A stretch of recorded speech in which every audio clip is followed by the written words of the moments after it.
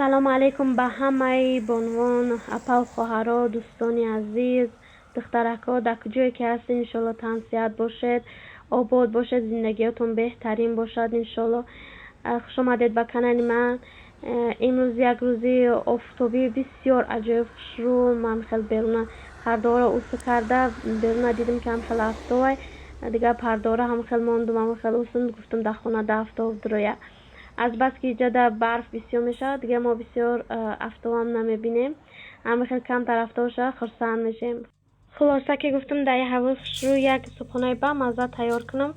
همین 4 قاشق آرد می اندازیم چی قای اندازی چند قاشق اندازی همون کاسه میشه. مثلا من 4 قاشق انداختم 4 کاسه میشود 4 کاسه چای میده چه میشود.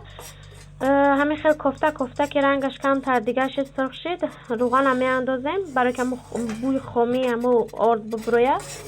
بعد روغن هم می اندازیم همین خیلی کوفته بسیار میکنیم که کلوله نشود.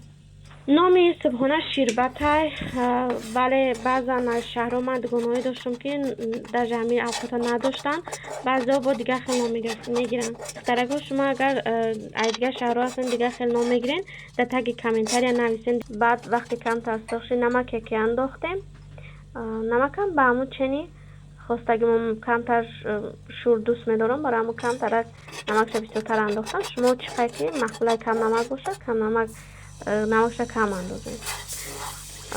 بعد شیر می اندازیم کمتر سرخ کشید شیر می اندازیم. من همین در 4 قاشق همین یک پاکت انداختم یک پاکت می اندازیم.